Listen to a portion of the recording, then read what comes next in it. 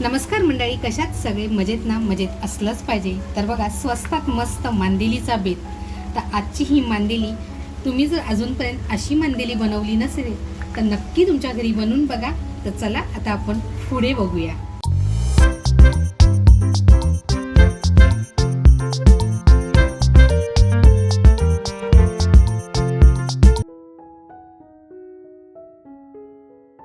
नमस्कार मित्रांनो, कशात सगळे मजेत ना? मजेत असलंच पाहिजे.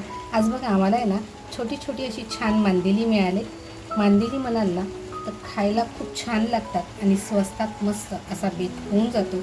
मांदेली साफ करण्याची अगदी सोपी पद्धत म्हणाल ना तर मांदेलीच्या अंगावर जे खवले असतात ते असे व्यवस्थित आपल्याला नखाने सुद्धा काढता येतात. तुम्हाला जर जमत नसतील तर पाणी टाका. पाण्यात टाकल्यानंतर अगदी पटकन ते साफ होतात. मांदेलीचं डोकं काढायचं आहे, त्याच्यानंतर बघा शेपूट काढायचे आणि आपलं पोटसुद्धा असं साफ करून झालेलं आहे. असंच आपण आहे ना सगळे मांदेली आहेत ते अगोदर साफ करून घेऊया. मी याच्यामध्ये ना पाणी टाकून घेते म्हणजे तुमच्या लक्षात येईल की मांदेली किती पटकन साफ होतात. बघा, पटकन अशी आहे ना त्यांचे खवलेसुद्धा अशी व्यवस्थित निघाले जातात. जरी बघा ही बारीक मच्छी असेल ना तरी खाण्यासाठी खूप छान लागते. बघा, हा जो कल्ला असतो ना हा सुद्धा आपल्याला अगदी व्यवस्थित हाताने कट करता येतो. तुम्हाला जर जमला नाही तर मी कैचीने सुद्धा दाखवते वाटल्यास. आता बघा, हे छान असं आपण साफ करून घेऊया. अगदी 2 मिनिटात मांदेली साफ होतात. ज्यांना बघा हाताने करता येत नाही ना तर तुम्ही कैचीचा वापर करू शकता.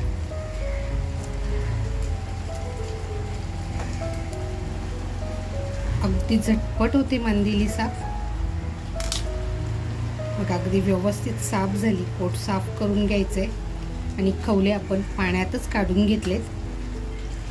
नुसतं असं आपण पाण्यात जरी चोळले ना असे तरी ते पटकन निघून जातात.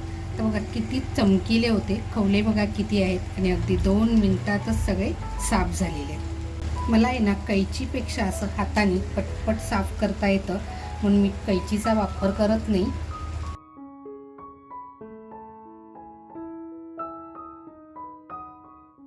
मांदेली बघा अगदी व्यवस्थित साफ झालेली आहे.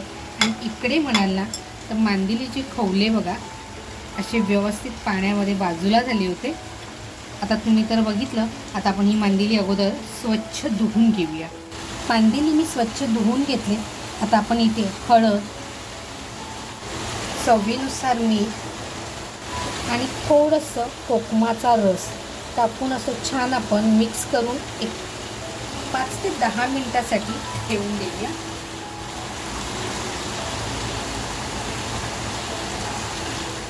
बघा, हळद, मीठ, आगळ आपण लावून ठेवलेलं आहे. आता 10 मिनिटासाठी आपण ही बाजूला करून ठेवूया. साहित्य म्हणाल ना अगदी थोडंसं आहे. इकडे मी घेतले खूप सारी अशी कोथिंबीर, त्याच्यानंतर घेतली आहे लसूण. इकडे ना थोडेसे असे भाजलेले सफेद तीळ आणि थोडंसं जिरं घेतले.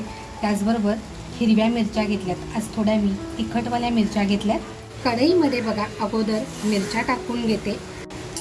गॅसची फ्लेम बघा मी फुल ठेवली आहे आणि आपल्याला छान अशा खरपूस मिरच्या अगदी भाजून घ्यायच्या आहेत.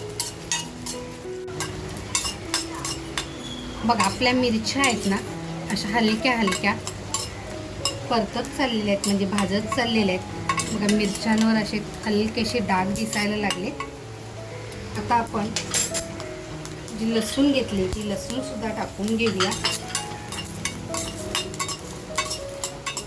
थोडासा बघा आल्याचा तुकडा घेतलाय आणि आलं सुद्धा आपण मस्त असं भाजून घेणार आहोत.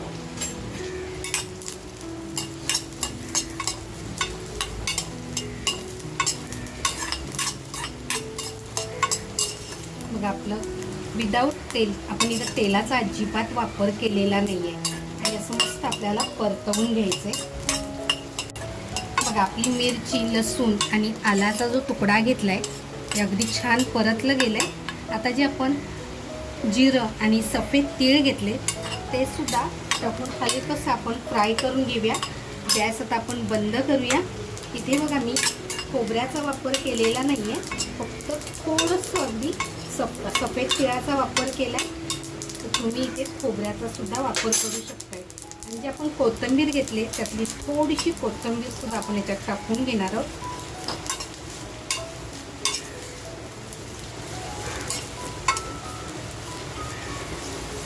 कारण कढई बघा आपली छान तापली होती.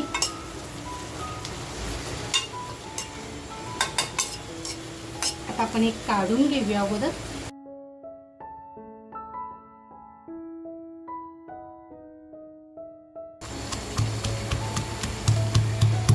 आता हे आहे ना आपल्याला गरम गरमच अगदी ठेचून घ्यायचं आहे. तर इथे आहे ना मी थोडंसं मीठ टाकणार आहे. पण बघा मांदेलीमध्ये अगोदर मीठ टाकून घेतलं आहे, मग इथे आपल्याला बेताचंच मीठ टाकायचं आहे. जर आपल्याला असं वाटलं की मीठ कमी आहे तर आपण नंतर टाकू शकतो, पण जर मीठ जास्त झालं तर आपल्याला काढता येणार नाही.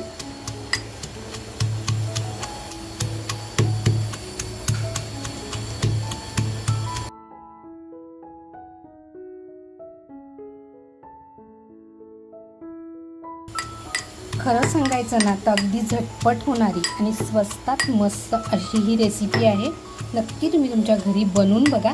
बघा आपला मसाला आहे ना तो ठेचून झाला आहे.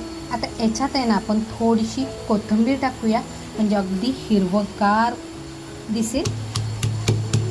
आता आपण हिरव्या मिरच्यांचा इथे वापर केला आहे, त्याच्यामुळे मी लाल मसाला वापरणार नाही, म्हणजे आपला घरगुती मसाला इथे वापरणार नाही आहे. मग आपला ठेचा ठेचून झालेला आहे. त्याच्यानंतर आपण 10 ते 15 मिनटं मॅरिनेट करत ठेवलेली मांदेलीसुद्धा तयार आहे. आता आपण सुरुवात करूया. आपण बघा मिरच्या आणि आलं लसूण ज्याच्यामध्ये गरम केलं होतं त्याच कढईचा वापर करते. तेल टाकलं आहे. तेल बघा आपलं अगदी छान तापलं आहे. आपण जो ठेचा करून घेतला आहे तो तेलात टाकूया.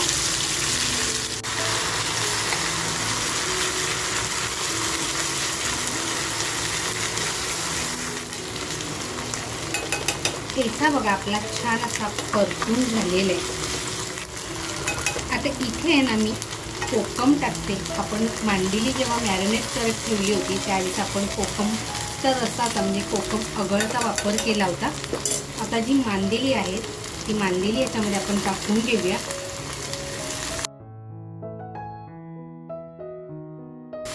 आणि बघा आता आपण आहे ना खालीच्या हाताने फक्त मांदेली फिरवून घेऊया आणि 5 मिनिटं मंद गॅसवर ठेवून देऊया. मच्छी शिजायला बघा फार वेळ लागत नाही, अगदी झटपट होते.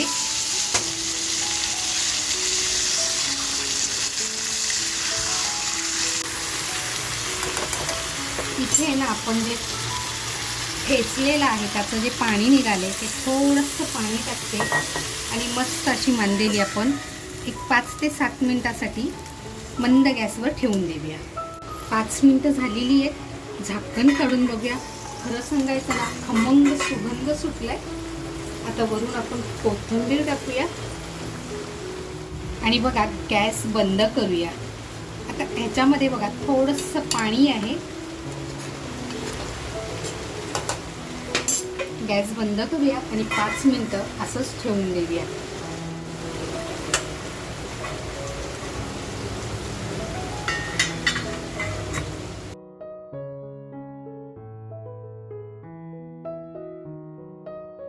मंडळी अगदी झटपट आणि झणझणीत, अगदी सोप्यात सोपं आणि स्वस्तात मस्त अशी ही मांदेलीचा ठेचा किंवा खरडा खाण्यासाठी म्हणाल ना तर अप्रतिम. भाकरी पोळी किंवा भाताबरोबर जरी म्हटलात ना तरी आहा एक नंबर. बघा मांदेली आपली अजिबात कुस्करलेली सुद्धा नाहीये, किती छान अगदी झालेलं आहे. तर आता आपण काढून घेऊया.